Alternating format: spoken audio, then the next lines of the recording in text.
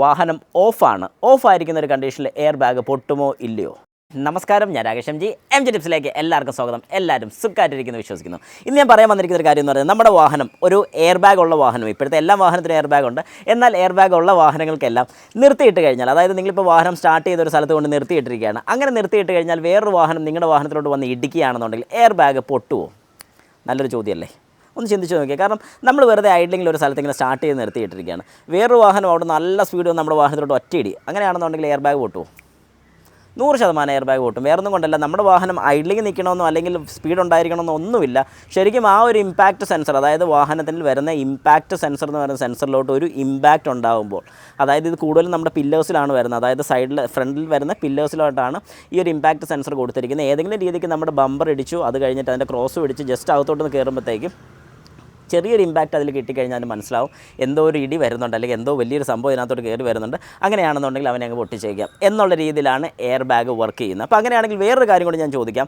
നിങ്ങളുടെ വാഹനം സ്റ്റാർട്ട് ചെയ്തിട്ടില്ല, പക്ഷേ വാഹനം ജസ്റ്റ് ഓഫ് ചെയ്ത് നിങ്ങൾ ഐഡ്ലിങ്ങിൽ അവിടെ നിൽക്കുകയാണ്, വേറൊരു വാഹനം വന്ന് ഇടിച്ചു, അങ്ങനെയാണെങ്കിൽ എയർ ബാഗ് പൊട്ടുമോ?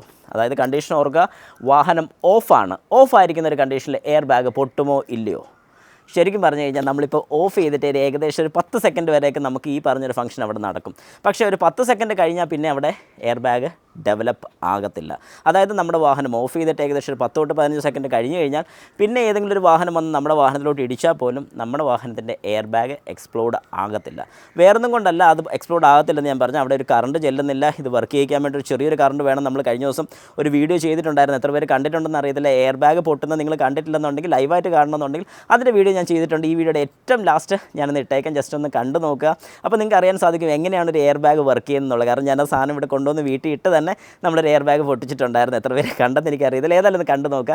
കണ്ടിട്ട് അത് ഇഷ്ടപ്പെട്ടെന്നുണ്ടെങ്കിൽ ആ വീഡിയോയ്ക്ക് ജസ്റ്റ് ലൈക്ക് കൊടുക്കുക, ഇഷ്ടപ്പെട്ടെന്നുണ്ടെങ്കിൽ ജസ്റ്റ് കമൻറ്റ് കൂടെ ഒന്ന് കൊടുത്തേക്കാം. അപ്പോൾ ഏതായാലും ഞാൻ ഈ പറഞ്ഞ പോലെ നമ്മൾ വാഹനം ഓഫാക്കി ഇട്ടിരിക്കുകയാണെന്നുള്ളത്, അതായത് എവിടെയെങ്കിലും ഓഫ് കണ്ടീഷനിൽ നമ്മൾ വാഹനം ഇട്ടിട്ടുണ്ടെന്നുണ്ടെങ്കിൽ ഒരു കാരണവശാലും വേറെ വാഹനം വന്ന് നമ്മുടെ വാഹനത്തിൽ ഇടിച്ച് കഴിഞ്ഞാൽ നമുക്ക് എയർ ബാഗ് പൊട്ടണമെന്നില്ല. അതുകൊണ്ട് കഴിവതും നമ്മൾ വാഹനത്തിൽ എവിടെയെങ്കിലുമൊക്കെ ഒതുക്കി നിർത്തി സംസാരിക്കാനോ അങ്ങനെ വല്ലതൊക്കെ ഒതുക്കി നിർത്തിയിട്ടുണ്ടെന്നുണ്ടെങ്കിൽ വാഹനം എപ്പോഴും സ്റ്റാർട്ട് ചെയ്ത് തന്നെ മെയിൻറ്റെയിൻ ചെയ്യുന്നതായിരിക്കും നല്ലത്. നമ്മൾ പോലും ശ്രദ്ധിക്കാതെ വേറൊരു വാഹനം വന്ന് നമ്മുടെ വാഹനത്തിൽ ഇടിക്കുകയോ വല്ലതൊക്കെ ചെയ്യുകയാണെന്നുണ്ടെങ്കിൽ ഉറപ്പായിട്ടും നമുക്ക് സേഫായിട്ട് ഇരിക്കാൻ സാധിക്കും, ഞാൻ ഈ പറഞ്ഞ കാര്യം ചെയ്യുകയാണെങ്കിൽ.